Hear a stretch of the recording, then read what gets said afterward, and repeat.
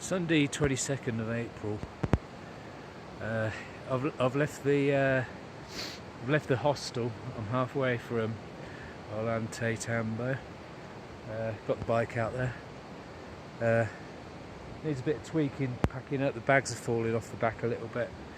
I've just got manual straps that tie the things on, but they'll hold on till I get there. Got caught in a rain shower. I'm just drying off now. There's a bit of a mistake to stop and try and shelter under a tree because it just dripped on me. And about a quarter of a mile along the way, the road was dry, so the edge of the shower was not far away. Anyway, yeah, it's good to get the bike out.